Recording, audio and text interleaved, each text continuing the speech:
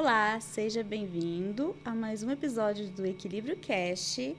O tema de hoje é a importância da avaliação neuropsicológica e o impacto na vida do indivíduo. E para falar desse assunto muito especial, nós convidamos uma mulher incrível, uma mulher que faz parte da minha história, da história de muitas mulheres aqui de Rondonópolis, e que tem uma experiência profissional incrível. Seja bem-vinda, Érica Obrigada. Rezende. Se Nossa. sinta em casa. Estamos. Aqui Obrigada mesmo pelo convite. Essas experiências, para levar isso para as famílias. Para começar, gostaria que você falasse um pouquinho da sua vida profissional, o que te motivou nesse setor tão importante que é a avaliação neuropsicológica. Depois nós temos mais histórias para seguir. Vamos tentar resumir um pouco, até mesmo a questão da história da vida profissional. Mas sabe aquela questão de eu nasci para isso, né? Então, eu sou psicóloga de formação. Eu, desde criança, acho que eu já tinha realmente esse dom, esse talento, né? Sempre muito quietinha, muito tímida, mas quando conversava era para de alguma forma contribuir na vida de alguma pessoa. Meu pai era pastor, então a gente fazia muitas visitas, ia para o hospital e lá estava eu bem pequenininha, às vezes no leito, né, de alguém assim, e conversando com a família, dizendo coisas legais, assim, que ia dar tudo certo, que a pessoa ia ficar bem. Então todo mundo assim admirava. Então já estava encaminhado, né? Eu nasci para isso, não foi tão difícil a escolha da profissão. Embora eu pensei em primeiro lugar para medicina, e a minha mãe amava psicologia. E aconteceram situações na vida que me encaminharam para o curso de psicologia. Então, eu fui para o Paraná, fiz faculdade lá na Universidade Paranaense, em Umuarama, me formei em fevereiro de 1996. Então, já são 28 anos, né? E eu comecei pelo lado inverso, porque eu comecei primeiro pelo mais difícil, né? Eu fui trabalhar mesmo em clínica e era o grande desafio para mim, porque pensa bem, alguém tímido, fechado, que não conversava muito, de repente ter que conversar com o teu paciente, entender, interagir. Então eu falo que eu comecei pelo lado mais difícil. Mas onde é que eu cheguei agora, né? Continuei na clínica, sempre atendi, continuo atendendo em clínica, mas eu sempre tive uma queda, ou digamos assim, algo muito mais relacionado para o psicodiagnóstico. Então, desde a época de estudante, os professores ficavam, nossa, como é que você soube isso? Então, mostravam desenhos na sala, né? O que é isso? Então, a gente fazia estudo de caso. E eu falava tal coisa. Aí as colegas intrigadas, ela olhava, mas como é que você sabe? E eu conseguia dizer, né, cientificamente do porquê. O modelo do desenho, a forma como aquela criança, no caso, às vezes era desenhos infantis, ela tinha desenhado, que isso significava isso. Então, assim, é um talento um tanto nato. Só que eu não comecei por psicodiagnóstico, eu comecei realmente na clínica, em atendimento, em psicoterapia. Adulto, criança. Então, assim, a gente não tinha muito essa definição, né, gente? Sim. Um tempo atrás, você atendia tudo, né? Então, eu atendia muita criança e adolescente, adulto. Depois, a gente foi para terapia de casal também. Então, sempre nessa vertente, né? Mas, nos cursos que a gente foi fazendo, especialização, então, assim, psicopedagogia, que era um que tinha bastante, a gente fez, né? Essa especialização. As pessoas sempre falavam assim, nossa, mas questão diagnóstica é muito você. E uma amiga nossa, que é amiga em comum, a doutora Gisele, ela sempre falava, você precisa fazer neuropsicologia. Eu falava, mas por quê? E ela insistia isso comigo, você tem que fazer neuropsicologia. Daí eu não fui fazer neurofeedback. Aí comecei para o Rio de Janeiro, viajava, e com a clínica e fazendo neurofeedback. Também foi uma época que, né, o pessoal estudou muito e tal. E lá no neurofeedback as pessoas continuaram. Falavam assim, por que você não faz neuropsicologia? Eu falei, gente, o que esse pessoal vê em mim? Então, aí foi uma virada de chave mesmo. Eu fui pesquisar no país, assim, onde tinha, assim, já que eu vou ter que fazer isso, já que eu vou ter que me ausentar, né, de casa. Tenho 3 filhos, a gente tem a Isabelle, que é um caso severo, né, de deficiência, de autismo, enfim. Eu falei, então eu vou escolher um lugar muito bom, né? E realmente escolhi a dedo mesmo, assim, fiz uma pesquisa grande e eu iniciei a especialização em neuropsicologia, que também foi estimulada pelo Enan, que é o meu filho mais velho, que fazia medicina na época. E por ser autista, assim, meu repertório com ele meio que tinha acabado, né? Aí eu precisava melhorar meu repertório com ele. E ele entrou para neurologia, para fazer muito para essa área da neuro, apaixonado pelo cérebro. Eu falei, bem, então vou fazer neuropsicologia, a gente vai estudar coisas em comuns e a gente vai melhorar de novo o nosso repertório. Então foi muito movido por isso, foi um estímulo para mim, né? E foi legal, porque esse tempo que eu fazia após de neuropsicologia, o Enan também estava na neurologia dentro da universidade. Então, a gente trocou, assim, muitas experiências e melhorou muito o repertório. Então, eu digo que, assim, eu continuo com a clínica, realmente, a clínica é a maior parte do meu trabalho, mas a neuropsicologia é aquela vocação mesmo. Então, comecei pelo mais difícil e fui para aquilo que eu realmente amo. Então, psicodiagnóstico é uma coisa que já estava em mim, mas ela está sendo mais para o final da carreira do que no começo, né? Ai, que delícia. Que bom que nós temos. É uma dor que toda família passa quando começa a perceber alguns sinais. Eu passei isso em casa, de tentar entender o que está acontecendo, né? E aí eu gostaria que você falasse um pouquinho para quem está nos acompanhando, que ainda não entende o processo da avaliação neuropsicológica. O que é a avaliação neuropsicológica e como que é o processo? Desde o primeiro encontro da família ali com a criança. Gostaria que você falasse um pouquinho, para as famílias entenderem. Daí, assim, o importante falar que nós não tínhamos, né, até um tempo atrás, vamos pensar, né, nós, até porque você também, a gente com os filhos atípicos, nós não tínhamos, assim, há 10 anos atrás, talvez, acesso, né, a essa possibilidade, a esses testes, a esse documento, a esse laudo, que, assim, é um sonho. Ele é um sonho. Ele é um sonho não só para quem é atípico ou precisa descobrir um diagnóstico, mas para todo mundo. Porque você pensa que, olha só, a avaliação neuropsicológica, ela é extensa, né? E ela avalia e ela mensura as suas funções cognitivas.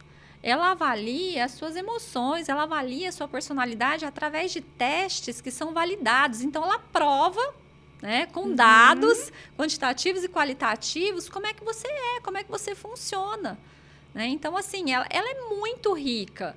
Você imagina então, vai por terra, tipo assim, na maioria, as pessoas pensam, que só para saber um diagnóstico, para ter um diagnóstico, ou se alguma habilidade que venha ter prejuízo para buscar uma avaliação. Então... Não, ela vai além disso. Então, por exemplo, essa semana eu recebi uma mãe que a criança, né, é típica, sem nenhum atraso, sem nada. Eu só gostaria de saber como é que está o desenvolvimento dele.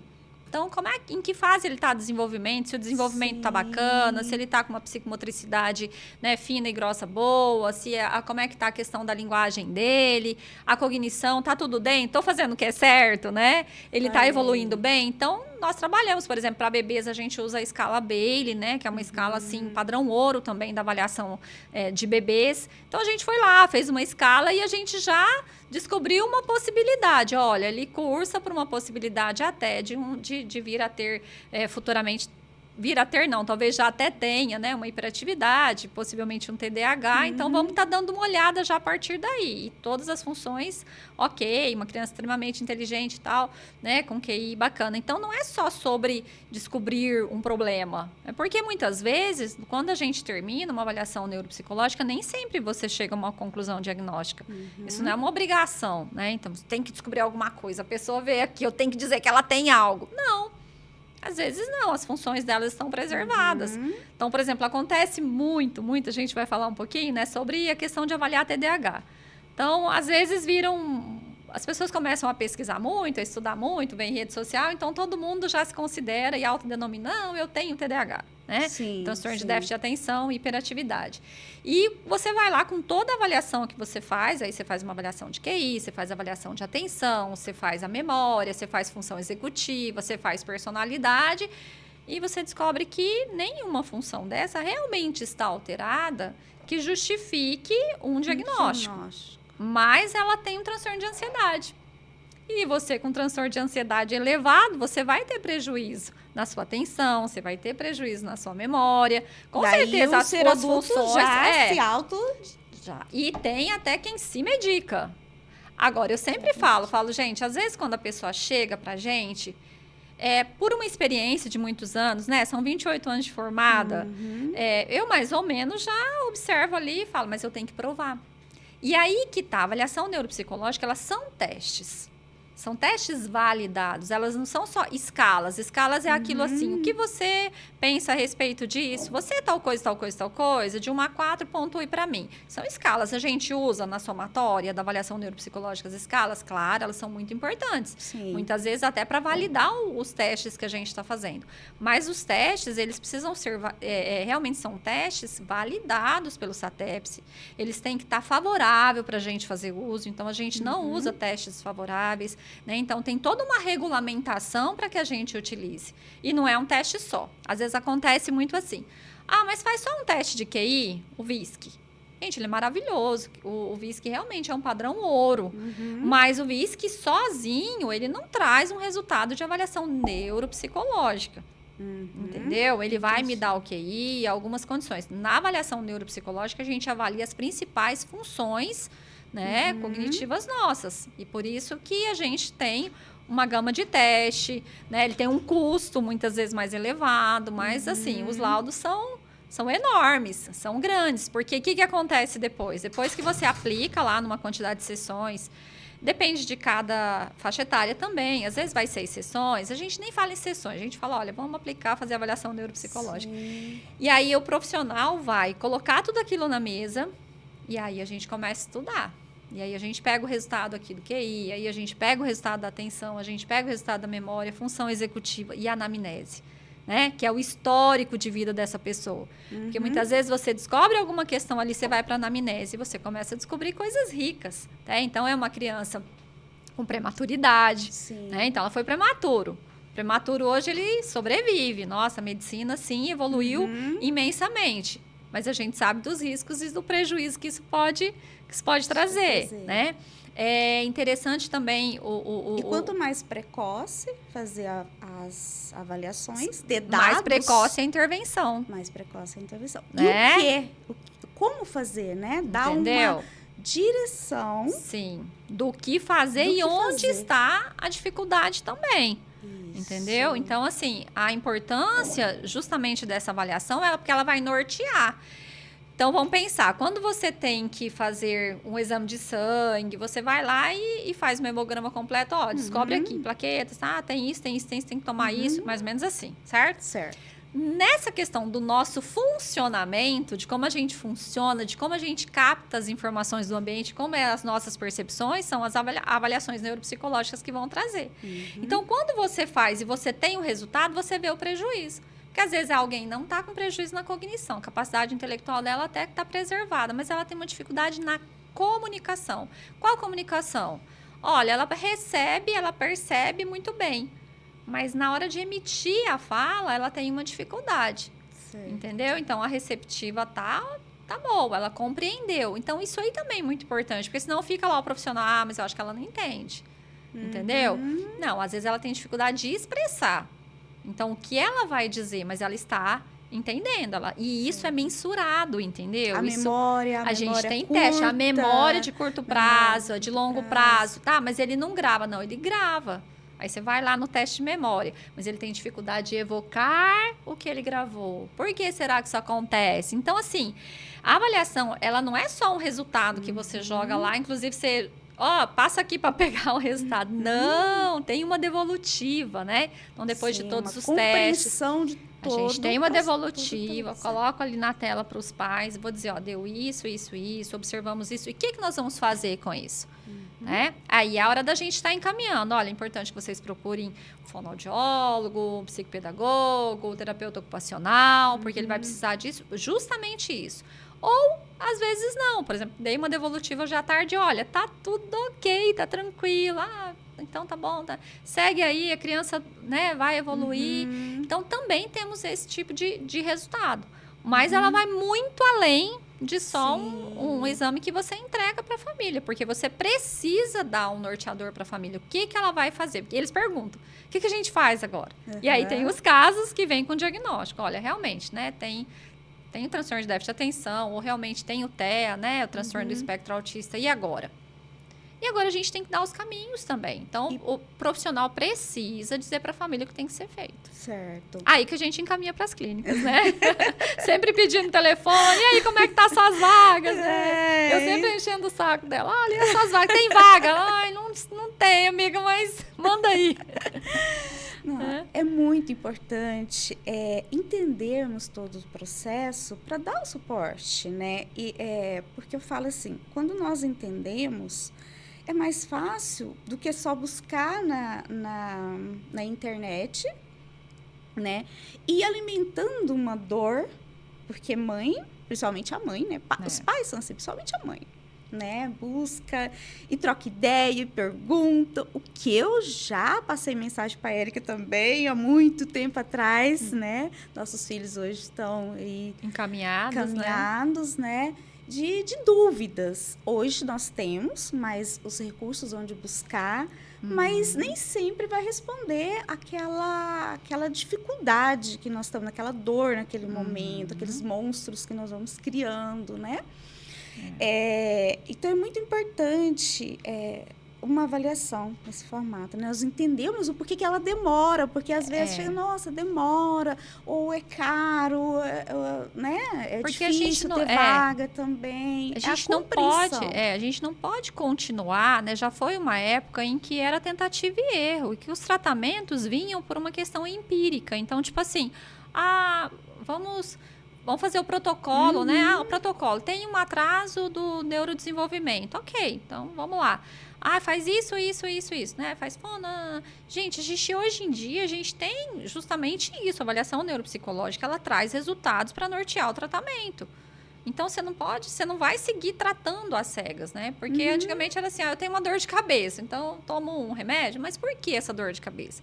Então, a avaliação neuropsicológica, ela diz isso. Olha, a falha, a dificuldade está aqui. Então, isso precisa ser trabalhado a partir daqui. E há quanto tempo você recomenda depois estar fazendo uma reavaliação? Porque, assim, se aqui está com déficit, então, orienta os profissionais o que deve ser trabalhado, né? Quanto tempo depois você orienta um retorno para uma reavaliação para ter uma noção do que está realmente, se aquela terapia ou ou uma habilidade que está desenvolvendo para ter esses dados? Depende da faixa etária que essa pessoa está, né? Quando é criança, a gente fala que a criança, né, muda muito rápido, então com a criança, no mínimo, tem que esperar pelo menos 6 meses, né? E aí o ideal talvez seria 1 ano. Agora, existem testes, por exemplo, que já foi comprovado por uma questão de aprendizagem, né? A criança fez hoje, que é importante que a gente dê um tempo, que seria ideal, por exemplo, a escala Wechsler, que a gente vai aplicar, que é o VISC, junto com os testes de memória, de atenção que nós utilizamos, RAVLT, o BPA, que são testes assim, muito clássicos, mas para ele a gente diz assim, ideal pelo menos 2 anos. Porque daí não entra naquela questão da aprendizagem que ele teve por ter visualizado aquele teste. Então, depois de 2 anos, a gente consegue ter um norteador. Mas isso é relativo, porque se é necessário que a gente faça em menos tempo, a gente tem outras possibilidades também de testes, para a gente testes que você já aprendeu a lidar com ele, que você conhece. A gente pode fazer uso de outros testes para mensurar, assim, esses resultados. Agora, o que é muito claro que é assim, gente, existem diagnósticos que eles não vão mudar enquanto diagnósticos. Então, uma vez autista, sempre autista. TDAH é um transtorno também do neurodesenvolvimento, a dislexia também. Então, para sempre será. O que melhora realmente são esses critérios, né? Dentro dessas percepções, a partir do momento que você trabalha. Então, você trabalha melhor a atenção dele. Ele vai continuar apresentando dificuldades atencionais, um TDAH? Ele vai. Porém, a gente consegue fazer com que aquela dificuldade não afete tanto a memória, por exemplo. Né? Ou você aumenta o QI, Érica? Não, porque às vezes a criança, quando ela faz a avaliação, a gente até percebe. Né? O TDAH ele é muito clássico. Ele é de manhã, ele chega ali, dormiu bem, a gente pergunta para a família, tá alimentado? Você dormiu bem? Você faz ali, né, aquele momento com a criança, o rapport com ela, de repente você começa a entrar num teste que você vai muito para a questão de função executiva, ele começa a abrir a boca. E aí... Não é sono, ele está fadigado, porque é um teste que exige que ele tenha muita atenção. Na hora você já começa a captar. Então você sabe que o resultado daquele, né, aquele valor que a gente vai obter já é um valor que vem com prejuízo em função da condição dele que está prejudicada. No caso aí, né, para ser TDAH, a gente tem que ter prejuízo da atenção, ok? Isso tem que ficar muito claro. Tá? Então, principalmente atenção, hiperatividade e impulsividade.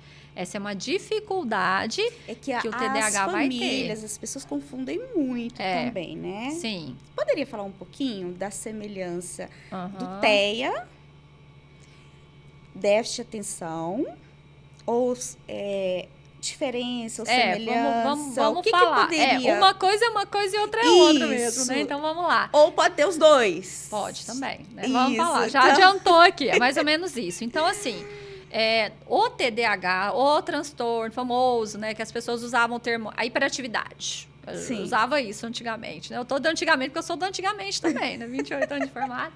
Fulano tem hiperatividade, que é o transtorno de déficit de atenção, né? Que pode ser combinado, né, com a questão da desatenção e a impulsividade.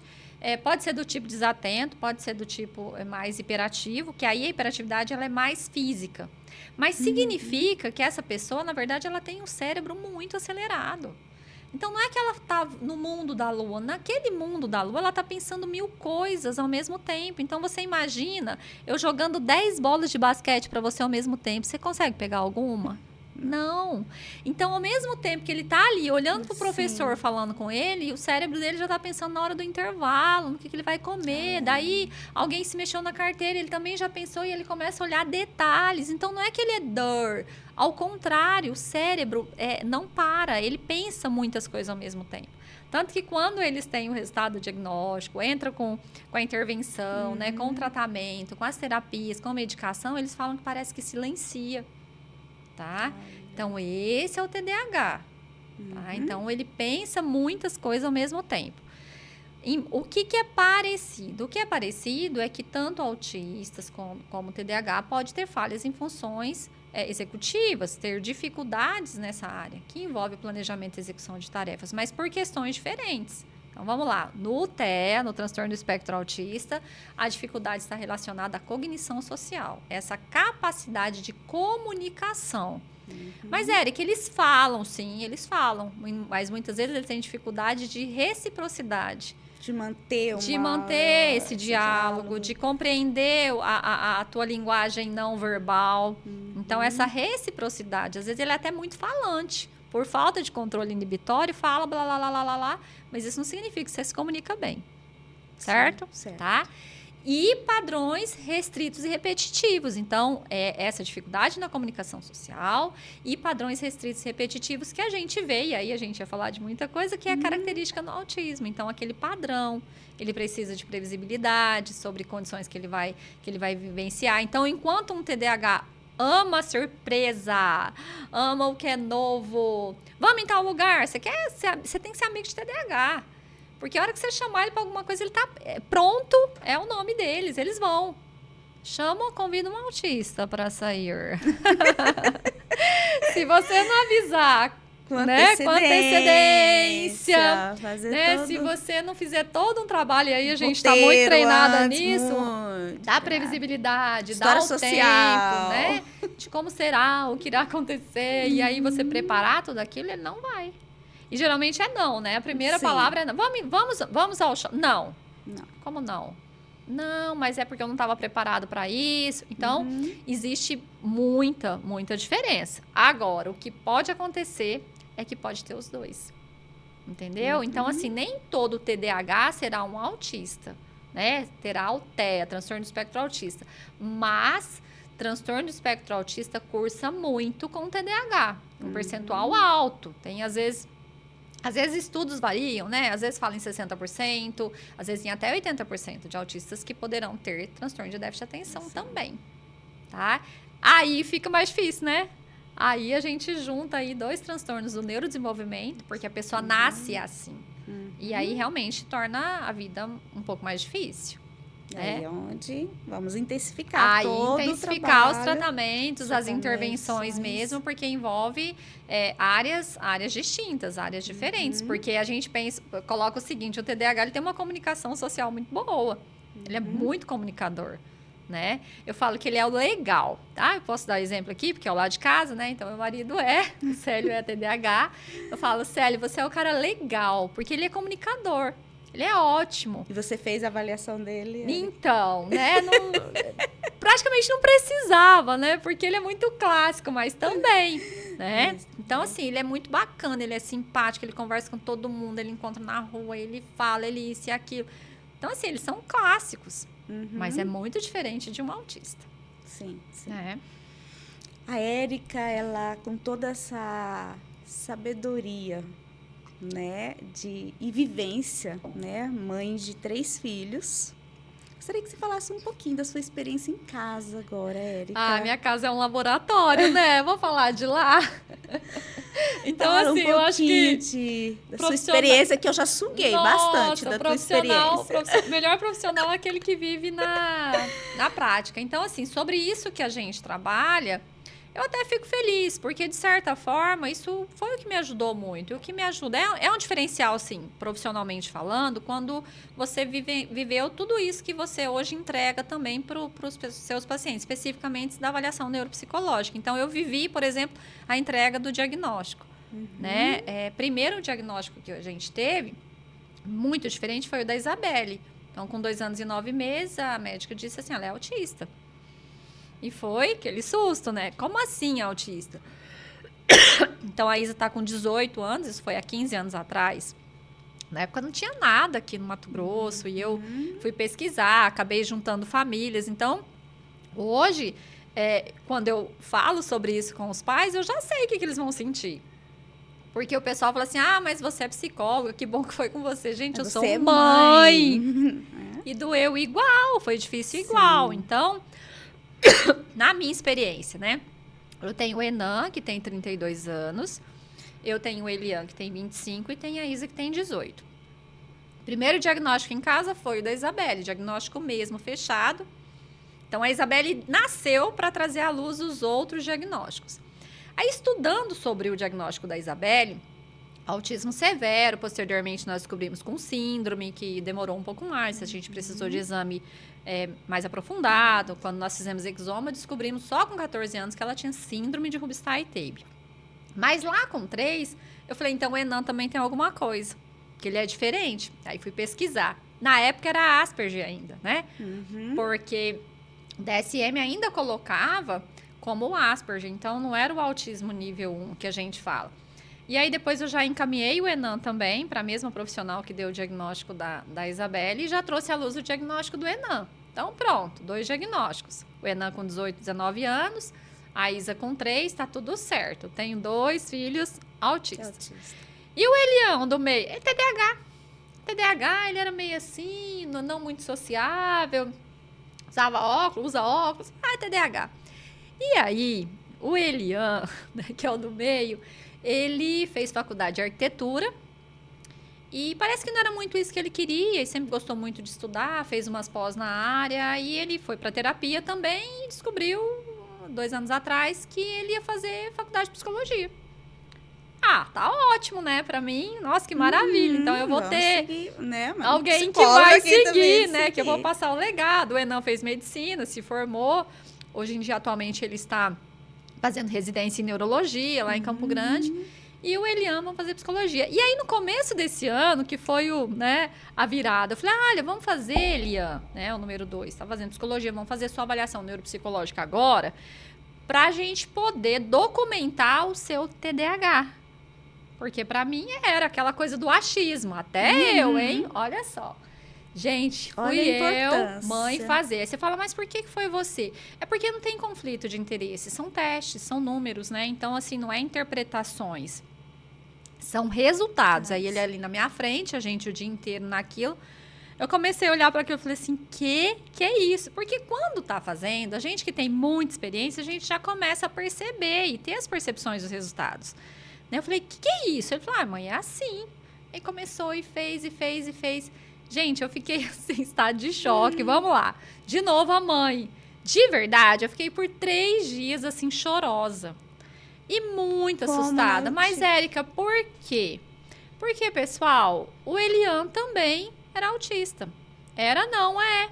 Mas por que você não percebeu isso antes? Porque numa casa, né, dessa neurodivergência, em que você tem um caso tão severo quanto o da Isabelle, o do irmão, que teve atraso na fala, dificuldade na fala, mas você tem uma criança igual o Elian, que falou com 10 meses, andou e falou.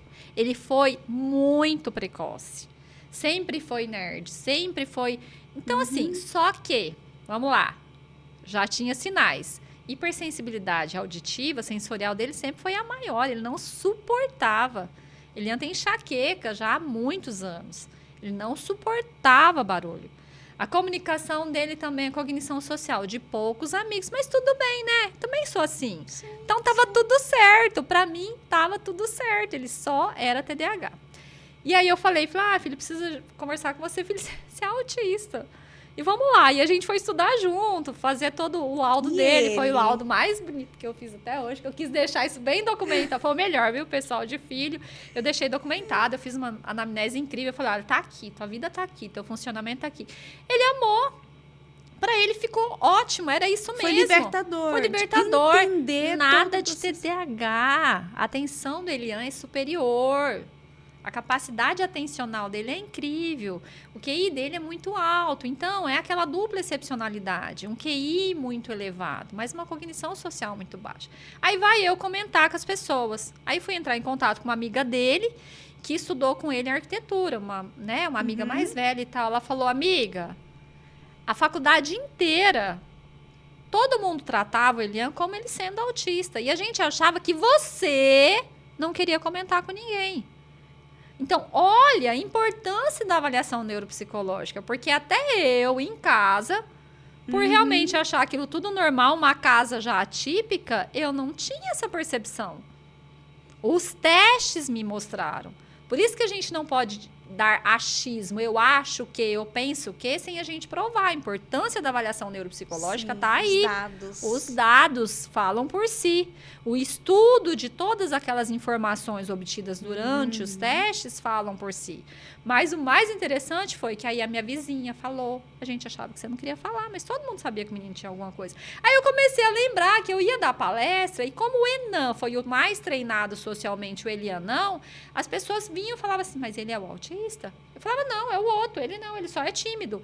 E aí, minha cabeça começou a voltar. Eu falei, gente... Aí uma história, né? Então, você assim, vai fechando. Não é chorar sobre ter autista em casa, porque assim, meu Deus, eu só sou acostumada com isso. Na verdade, eu sou uma mãe que... Eu sou muito mais para ser mãe de atípicos mesmo. O meu cérebro é todo treinado para isso, mas por eu não ter percebido isso antes. Né? E achar que é aquela coisa da culpa, né? Que prejuízo ele pode ter tido e tal. E ele não, ele tá em terapia, lidou com isso super bem. As coisas fizeram muito sentido para ele.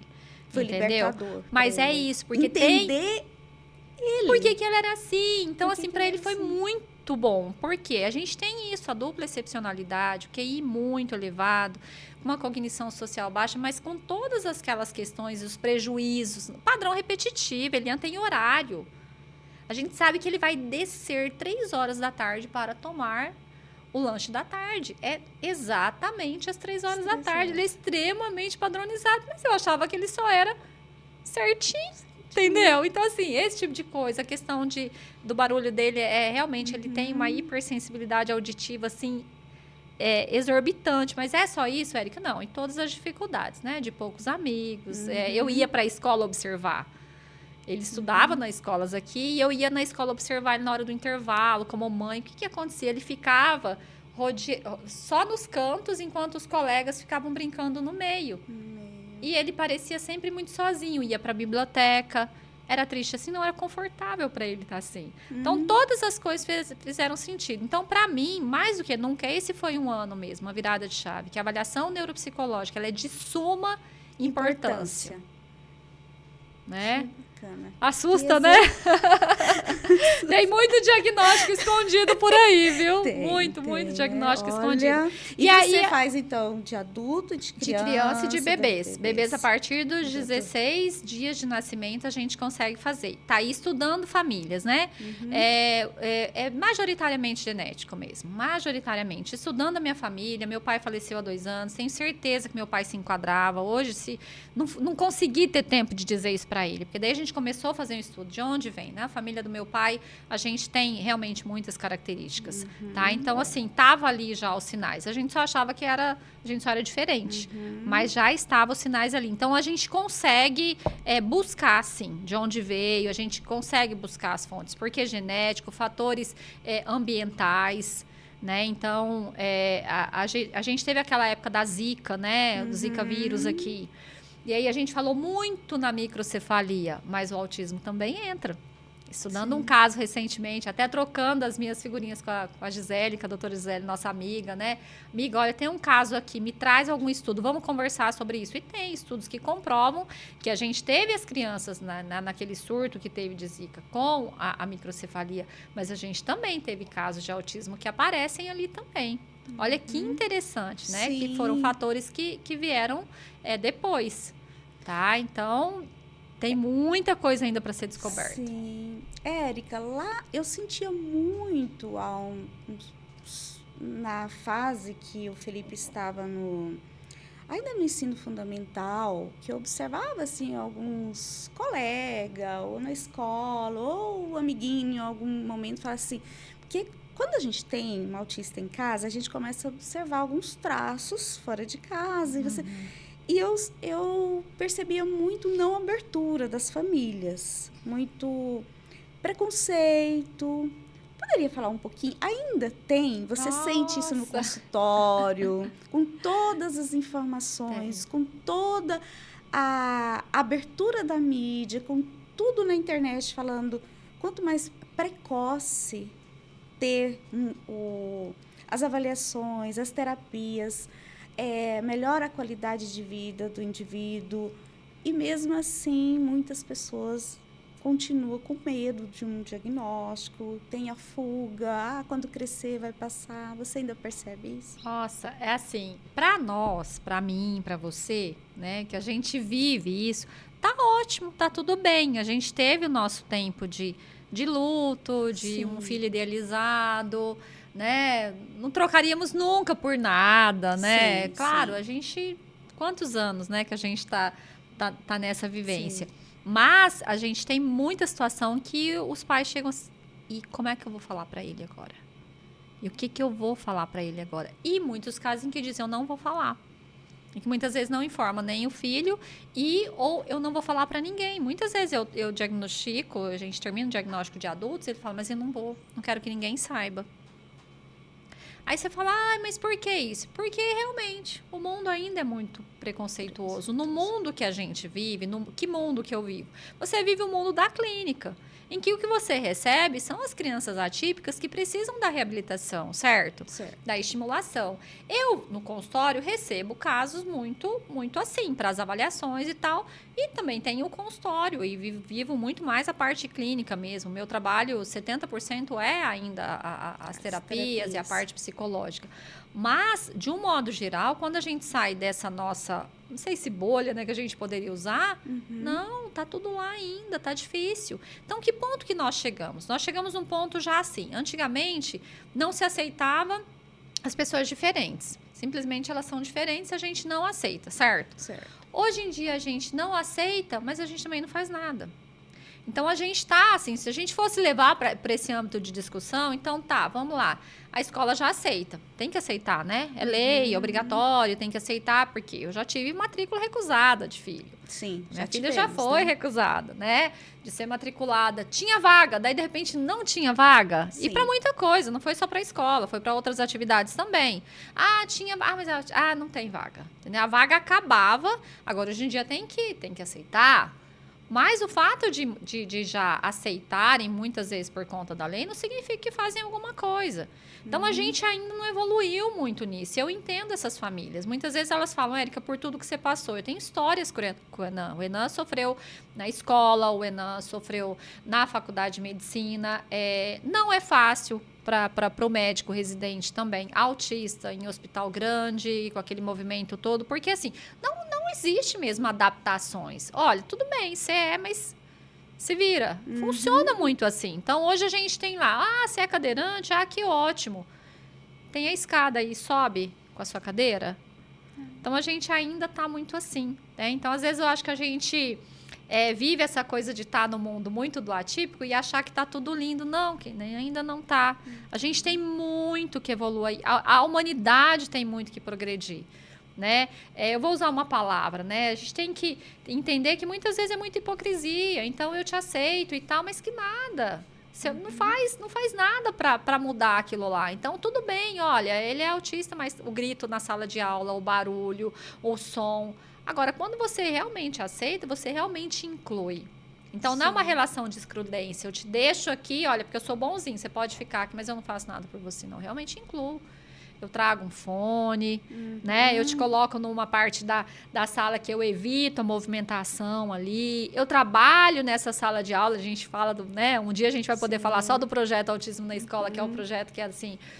E foi de uma dor, né, Foi Érica? de dor. O projeto surgiu, até trouxe aqui para você hoje todas as cartilhazinhas de presente para você. Estão aqui, né? Obrigada, você poder distribuir também na clínica. O projeto Autismo na Escola, ele surgiu dessa dor. A gente tem aí a história do Enan e da Isa, que hoje está nas escolas estaduais. 500 mil cartilhas foram produzidas no estado do Mato Grosso, com as palestras para poder conscientizar os alunos na sala de aula e professores de como lidar.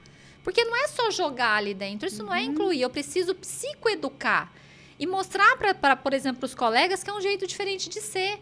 Mas se você abordar ele assim, ele vai se comunicar com você. Aborda um autista do hiperfoco dele. Ele tá lá na sala, ele não fala nada, mas se você falar com ele, ele ama, vamos lá, o que eles amam muito? Dinossauros. Dinossauros, você falou a palavra, ele começa a citar todos os dinossauros, o ano dos dinossauros. Pronto, você já conseguiu...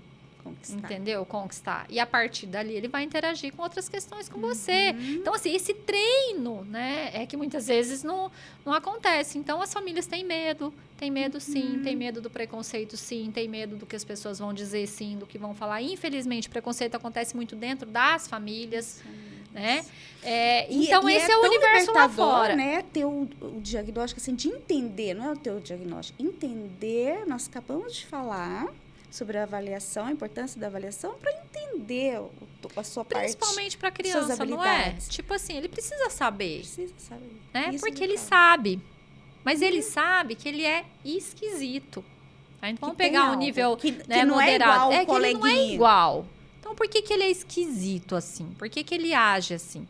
Porque se ele entende o que ele tem e a gente puder fazer algumas adaptações, ok. Porque não é como... Vamos pensar, né? No autista nível moderado, o nível 2, né? O que precisa de suporte moderado. Ele quer interagir, mas ele não sabe como interagir.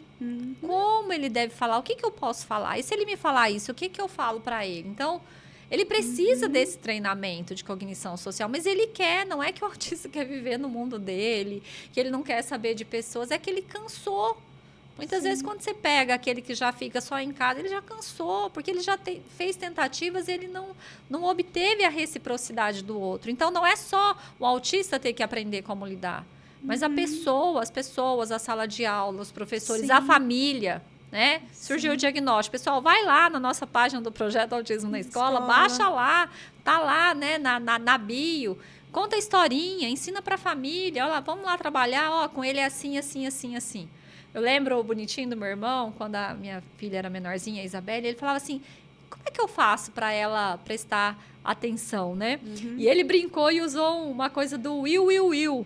Aí ele ficou como sendo o tio Will. E até hoje, a Isabelle, quando ele chega em algum lugar que ele faz Will, a Isabelle já olha para ele. porque ela gosta desse tipo de som. Então, olha que lindo quando, de alguma forma, minha família a gente tem, né, a filha da minha irmã também tem síndrome de Down e autismo também. Realmente é uma família atípica, maravilhosa. A gente tem essa troca. Então, a gente já sabe o que fica confortável para uma, o que fica confortável para outra. A gente faz a mesma coisa, né, com a filha dela. Olha que ótimo, as pessoas se respeitam nas suas diferenças e tudo caminha bem. Então, por isso é importante. Para mim, é importante que saiba. Eu entendo as famílias, mas eu falo, olha, mais cedo ou mais tarde vai ser muito melhor que a criança saiba o que ela realmente tem. Quanto mais informação, menos preconceito. Essa era a ideia, né? Mas melhorou. Não tá ideal, mas perto do que já tivemos, hoje a gente vê, por exemplo, as leis, né? Elas garantem pra gente não só a preferência, mas a prioridade, que fique claro isso. O autista, ele não é só preferencial, ele é prioritário. Ele precisa ser atendido logo, para ir embora logo, porque se ele descompensa, o que acontece com os passeios da família? Acaba. A gente tem que ir embora. Quantas vezes você não foi embora? Sim. Quantas vezes eu não saí correndo de locais, de ter pago o ingresso e ter demorado para o momento que a Isabelle teve que entrar para um teatro? Aconteceu e eu até brincava. Segura na mão de Deus e vai, Érica, embora. Ter acabado de sentar, mas já ter sido tão desconfortável aquele processo até chegar ali, eu ter que ir embora. Sim. Aconteceu com você. E hoje a gente colhe frutos, né? Isabelle vai lá, assiste um cinema. Agora, enquanto não termina de passar todos os créditos, o pessoal já tá limpando a sala, ela não sai. Gente, isso foi uma vida, né? Então, para nós isso hoje é maravilhoso, mas melhorou. Hoje a gente vê que as pessoas têm algum olhar. Mas ainda tem muita coisa para melhorar. Sim. Fala um pouquinho para nós sobre hoje, como que está na escola, o presente aqui. Projeto, as cartilhas estão aí. Então, vamos lá. Isso, fala pra gente um pouquinho. Então, assim, a gente iniciou o projeto aqui, né? Não sei se você lembra, foi em 2017, foi assim, patrocinado por mim, pelo meu esposo, por conta da dor, por conta do que o Enan havia sofrido na universidade. Eu falei, não, preciso mudar essa história, então vamos criar um projeto. E era para ser só um ano, para a gente ensinar como os colegas podem lidar, porque a minha dor era maior dos colegas na época, de não entender que ele era diferente, né? Mas eu falei, gente, nem tudo é preconceito, é falta de informação, então vamos ensinar o que é o autismo. Então foi um trabalho primeiro nosso, a gente usava a cartilha do Ziraldo. E eu numa luta de levar isso adiante para que pudesse expandir isso aí. Porque eu pegava todas as minhas sextas-feiras e ia fazer os projetos nas escolas. Então eu andei em Rondonópolis inteiro, né? Teve vez de fazer 6 palestras no único dia. Então, eu abri mão do consultório, eu e meu esposo do trabalho, e a gente ia toda sexta-feira. A gente fez isso em 2017 inteiro. Foram cerca de 60 escolas. Fizemos fora de Rondonópolis também, né? Ensinando para as crianças. E o retorno era muito rápido. No dia seguinte, as crianças já modificavam a forma de lidar com o colega. Eu lembro que muitos coleguinhas do Felipe, né? Mudou a forma de falar, não gritar. Com ele, olha, os parabéns, né? sabe? Viu? Canta baixinho. Viu o resultado, né? Eu lembro quando a gente fez lá. E o que me assustava é que professores vinham falar para mim, falavam assim, olha, eu aprendi muito mais na sua palestra do que em 20 anos de educação. Então, eu percebi que os professores também não tinham informações nenhuma. E eu precisava escalonar esse projeto. E eu sozinha não ia conseguir. Então, teve governos anteriores em que eu tentei, a nível de prefeitura, a nível de governo de estado, eu nunca conseguia chegar. Cheguei a levar projeto. Então, assim, a gente investiu muito financeiramente, a gente investiu muito da nossa vida pessoal, até que nós conseguimos chegar com a primeira-dama atual, né, já no segundo mandato, a Virgínia Mendes. Então, assim, Virgínia Mendes é pra gente, assim, o nosso anjo. E eu fui preparada com tudo. Porque eu vou ter a oportunidade de falar com essa mulher, eu já conhecia um pouco sobre ela, sabia que era uma pessoa do bem, eu levei uma sacola cheia, com camiseta, com broche, com colar, com não sei o quê, mas a gente ia falar sobre a carteirinha. Porque o estado do Mato Grosso foi o 5º estado do país que introduziu a carteirinha do autismo. Eu fui com meu irmão, né, era um projeto de lei dele aqui, 2019. Aí eu falei, então eu vou ter a chance. Foi em dezembro, foi dia 10 de dezembro, era dia de aniversário de Rondonópolis, e eu lá em Cuiabá, para conversar com ela. E aí, assinando lá o negócio da carteirinha, eu querendo falar do projeto, e o pessoal dela, não, mas esse não é assunto na pauta. Sim. Aí eu comecei a contar do que tinha acontecido com a Enan, ela começou a se emocionar, ela segurou na minha mão e falou, não, você pode falar. Eu falei, é agora. Já catei a sacola assim, fui tirando as camisetas, as coisas. Falei, então, esse é o projeto Autismo na Escola e você é a nossa madrinha. E ali eu já elegi, né? A Virgínia é linda, é uma coisa assim muito de Deus, cada um acredita no que quer, mas a minha reciprocidade com ela em relação ao projeto foi uma coisa divina, estava escrito. Porque ela realmente abraçou a causa de uma maneira e ela falou, não, nós vamos fazer, nós vamos realizar esse projeto. Eu não acreditava, então existem fadas madrinhas, existem pessoas sim iluminadas por Deus, existem pessoas que vieram mesmo para fazer a diferença e ela fez toda a diferença. E quando a gente foi para iniciar isso no ano seguinte, 2020, o que aconteceu em março? A pandemia. Então, nós havíamos acabado de apresentar o projeto para todos os secretários, né? Era o primeiro mandato do governo do Mauro Mendes. Virgínia me chamou lá, a gente apresentou e aí iniciou a pandemia. Aí isso atrasou o projeto. Né, que foram aquela luta, vocês sabem que foram 3 anos muito difíceis, mas ela sempre entrava em contato, ela falava, não, nós vamos fazer o projeto, então já estava previsto que ele ia acontecer. Quando chamaram, acabou essa questão da pandemia, então vamos introduzir agora o projeto nas escolas, com as cartilhas, com as palestras.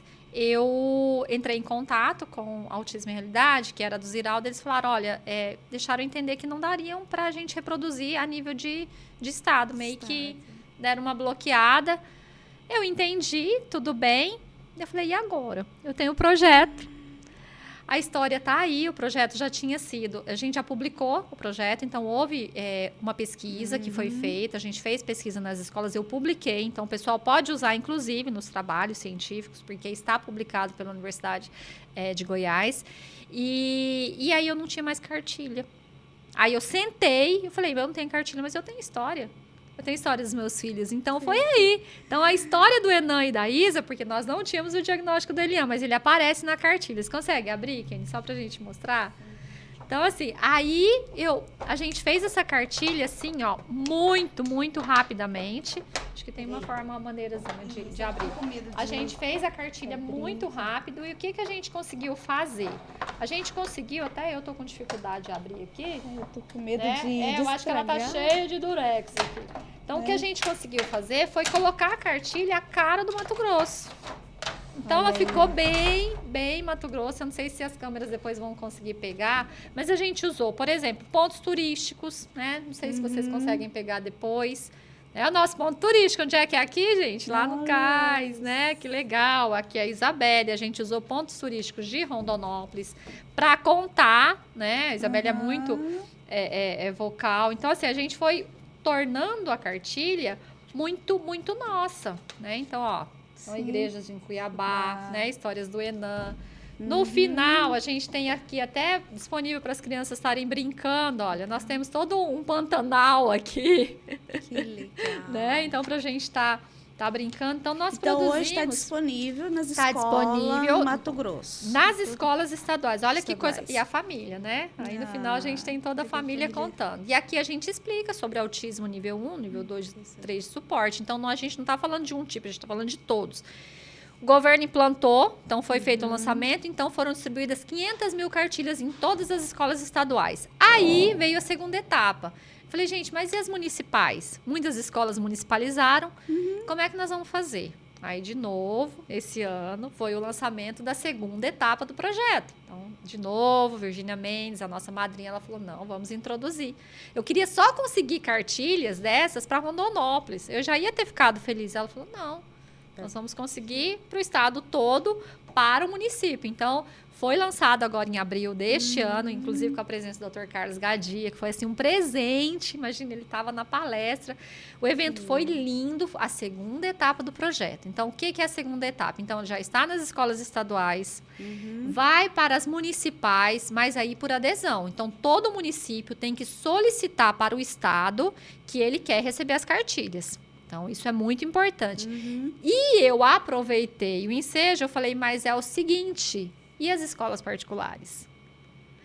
E aí eu argumentei, eu falei, olha, o primeiro lugar que eu fui recebida foi em escola particular. As escolas abriram as portas para mim. Então, como assim? Não é educação também? Então, do mesmo jeito que a escola estadual tem, direito, municipal tem, nós também, o pessoal da escola particular também é cidadão. E aí, na hora, no momento, então tá. Então, vamos também por adesão. A escola particular que quiser receber, porque eles não vão ficar imprimindo, reproduzindo se for ficar parado. Então, as escolas particulares que quiserem também entram em contato com a SEDUC e serão reproduzidas na quantidade. Então, olha só, pronto. Sim. Todo mundo vai receber. Né? E assim, Parabéns, é lindo, Érica, tá gravado também os vídeos, então as escolas recebem os vídeos, é passar os vídeos, distribuir as cartilhas, fazer as perguntas, né? Você que participou do projeto, Sim. tá gravado. O que acontece? Criança leva para casa, conta a história para os pais, a família começa a descobrir ali diagnósticos próximos e assim funciona. E não é só autismo, a gente fala de tudo, né? Então você fala da inclusão de um modo geral. Então, autismo é o carro-chefe? Mas a gente fala de todo mundo. Né? Então, isso é psicoeducação, é ensinar para essa nova geração que é só um jeito diferente de ser. Que nós somos iguais, sim, mas nós temos formas diferentes de funcionar, e isso é lindo. Então, é um trabalho de formiguinha, é um trabalho a longo prazo, mas a gente precisa mudar. Sim, né? E tá aí disponível para todo mundo. Ai, Então, da dor surge aí, né, o nosso ministério. Quantas vidas já foram transformadas? Transformadas, com certeza. Eu sempre brinco, né, que se a gente converter para ser inclusivo, eu já estou feliz. Sim. Né? Se você pegar um preconceituoso e você já converter ele, né? A gente já fica satisfeito. Mas eu sei que é uma questão de tempo. Talvez a nossa geração, né, a minha, a sua, dos nossos filhos, não serão beneficiados totalmente. Mas a gente está deixando o nosso legado assim. Estamos deixando o legado e acreditamos que isso vai mudar. E que esse propósito vai perpetuar aí por muito tempo. Estamos torcendo para isso. Nossa, trabalhando e torcendo para isso. Olha, acho que passaria a noite inteira aqui. Assunto nós temos, né? Obrigada por esse momento. Agradeço. Gostaria que você deixasse uma mensagem para as famílias, como mãe, como profissional. Sim. O amor é tudo, né? Amar é o principal. Então, você olha para o teu filho, seja ele TDAH, seja ele autista, seja ele deficiente intelectual, não verbal, né? Como eu tenho o caso da nossa Isabelle, eu falo que o amor é esse compromisso que a gente tem. E é incrível como, mesmo não verbal, quando eles vêm para a nossa vida, vamos lá, eles transformam tudo. A pessoa que mais manda na nossa vida e quem realmente define os nossos comportamentos e projetos na nossa casa é a Isabelle, que não fala. Ela é a nossa chefinha. Então, assim, ela é não verbal, mas o que ela trouxe para nós e o que a gente faz hoje, eu falo que muita gente fala que morreria pelos filhos e a gente vive por ela. Então, a gente cuida da nossa saúde, a gente cuida das nossas finanças, a gente cuida do nosso projeto. Então, a Isabelle trouxe para nós vida. Então, o amor, realmente, quando ele muito bem aplicado, ele vai fazer toda a diferença. O filho é seu, você ama e pronto. E se o mundo quiser fazer parte disso, parabéns para eles, serão beneficiados. Se não quiser, a gente está ali para cuidar. Não é verdade? É nós, né? Muito obrigado. Eu que agradeço.